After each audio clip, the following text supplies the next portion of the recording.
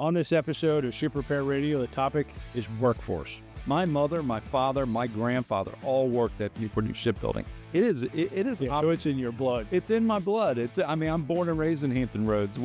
This is our industry. This is our moment. Hampton Roads is one of the largest regions in the country for a maritime industrial base. You're training what? Thousands of people? What 6,000 per year. 6,000 per I year? tell them that that's an old narrative. That narrative was probably right 10 years ago, even maybe 6 or 7 years ago. We're training 6,000 people now. So welcome to Ship Repair Radio, the official podcast of Virginia Ship Repair Association. I'm John Polowczyk, president of Virginia Ship Repair Association and the host of Ship Repair Radio. On this episode of Ship Repair Radio, the topic is workforce. There are some who say Hampton Roads does not have the workforce needed to do both shipbuilding and ship repair. I counter that narrative with what I see as a tremendous workforce generation machine here in Hampton Roads. On this podcast with me today to talk about that generation machine is Shawn Avery of the Hampton Roads Workforce Council. Shawn is the president of the Hampton Roads Workforce Council and leads the largest workforce development board in the nation. Shawn is also a recipient of the Business Top 40 Under 40 in Hampton Roads. Shawn, thanks for being here today. Thanks for having me, John. That narrative is killing us to some degree. People really don't think we have the workforce programs and the workforce to do more shipbuilding and more ship repair. And you're fighting that fight, Shawn. So I'm going to jump right into this and I'm going to ask you a few questions and let's have a discussion about it. Sounds good. When we talk about the maritime talent and building it from scratch in Hampton Roads, tell me what the secret formula you have behind the regional workforce development and the training pipelines that successfully getting the talent to the deck plates. Yeah, so the Hampton Roads Workforce Council, we are the regional organization that's really charged with making sure we're bringing together the talent pipelines in the region to meet the needs of business and industry. And we've all come to that realization that maritime is the number one industry here in Hampton Roads. And it's been that way for 400 years. Jamestown first ships came over. We started repairing ships right at that point. And so I think we lost our way a little bit 20 years ago and started trying to focus on other things, and training programs started focusing on other things. But we've shifted that back very quickly, and now we are putting things in place that are just rapidly developing the workforce that we need for both the shipbuilding and ship repair industry, and in really anything associated with the maritime industry.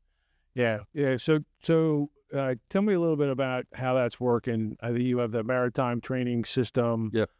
Tell me a little bit about the specific programs for the maritime. Sure. So about 5 years ago, we really started working with the industry, with Virginia Ship Repair Association and most of your members and some of the big yards here to really determine what were going to be the needs over the next 10 years.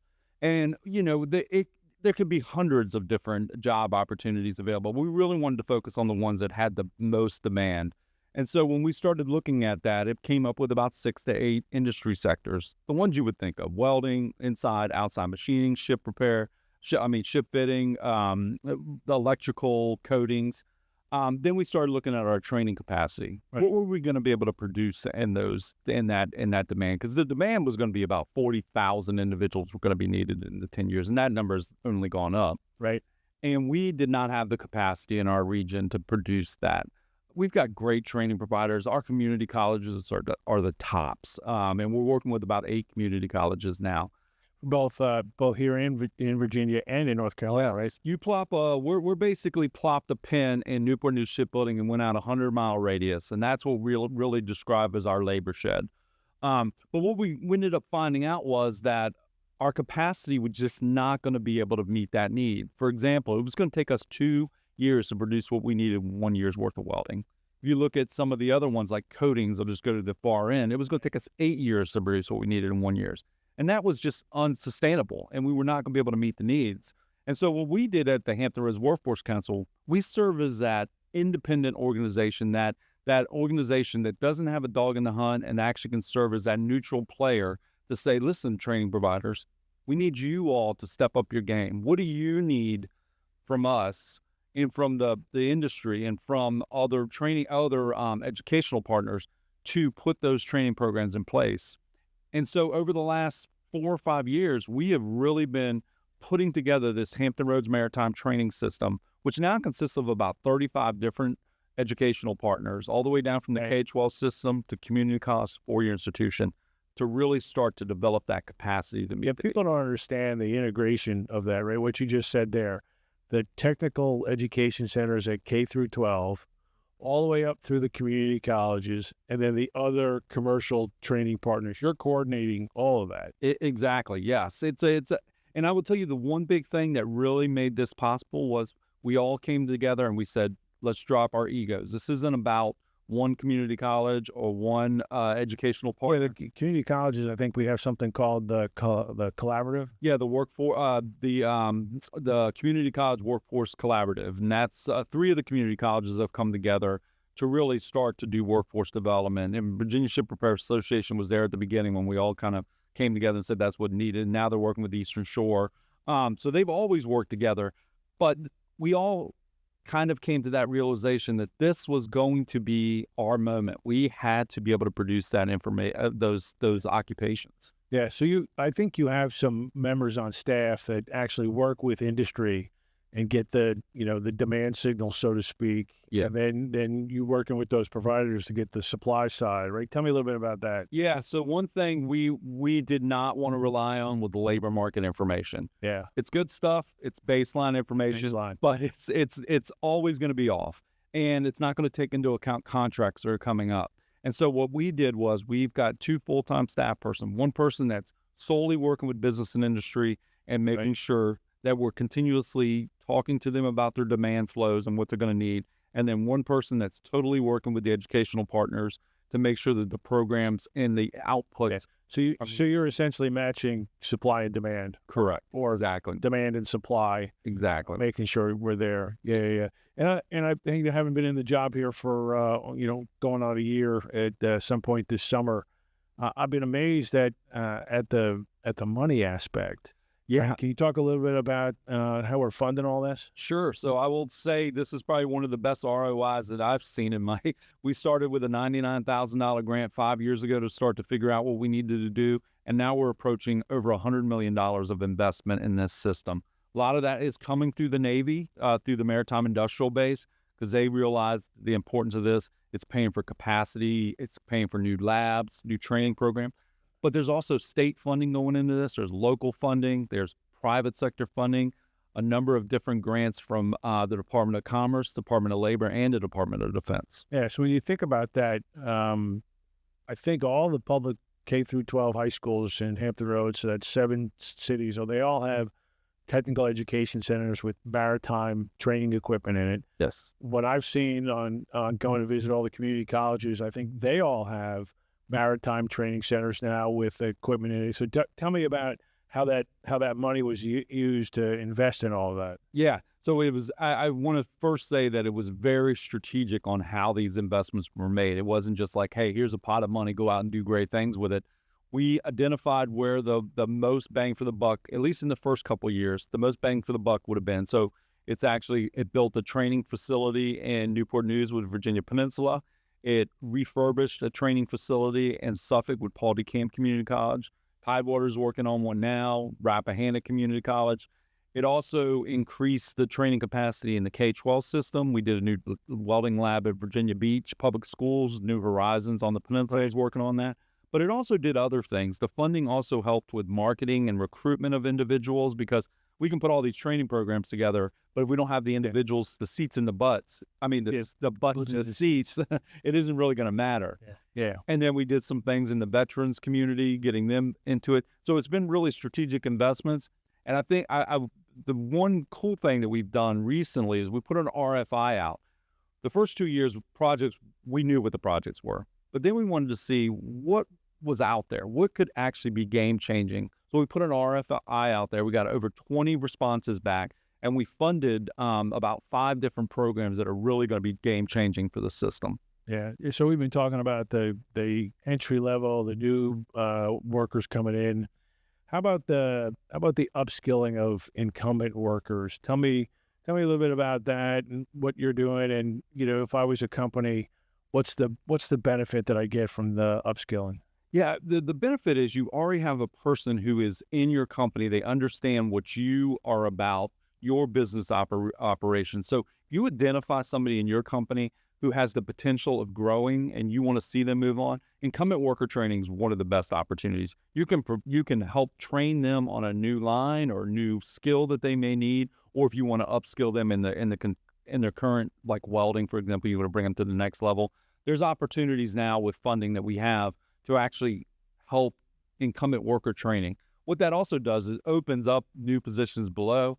This is all about making sure that individuals are growing in the system and that we're retaining our talent. Retaining the talent. And not just moving the buckets around in the system. Yeah, you're right. So what I see, when I think of incumbent training, I see a lot of new entrants, and I see a lot of people walking around with gray hair in the shipyard. So I do worry that at some point those folks are gonna walk out and retire, and we're gonna have a bunch of new entrants. So that's why I think the incumbent training is so hard. Are you seeing those dynamics? Yeah, we're definitely seeing those dynamics. We're seeing that that's the reason why we want to start promoting more apprenticeships, incumbent worker training, getting individuals in there, getting them on the path for supervisory roles and things like that. Because you're right.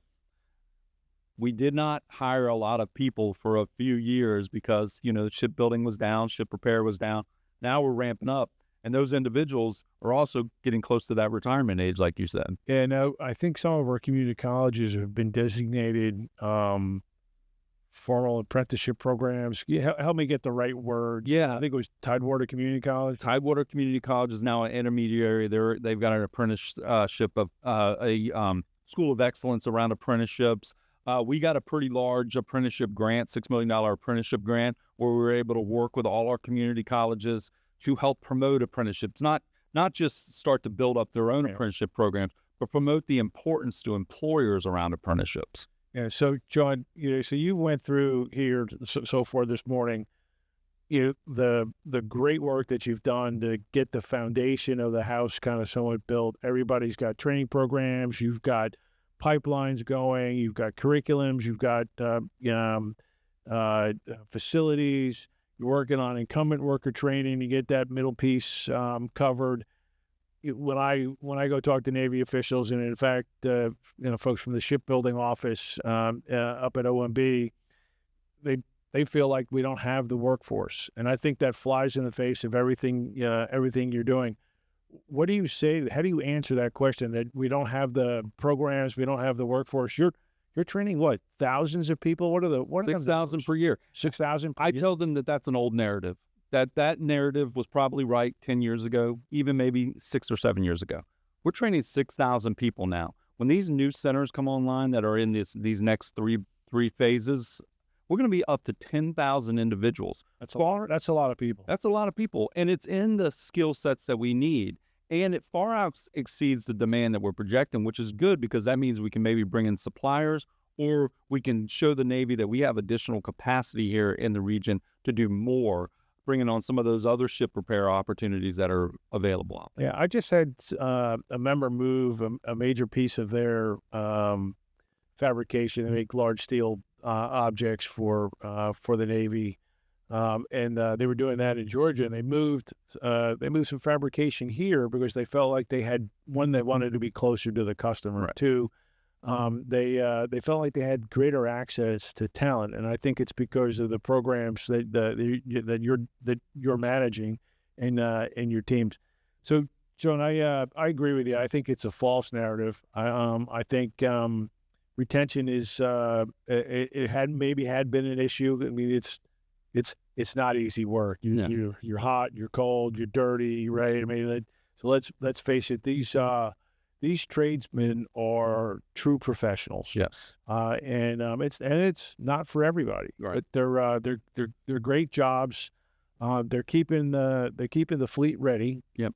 And we wouldn't be able to get all these ships underway for what just happened here recently down in the Caribbean, and then pivot and go over to do Operation Epic Fury against Iran.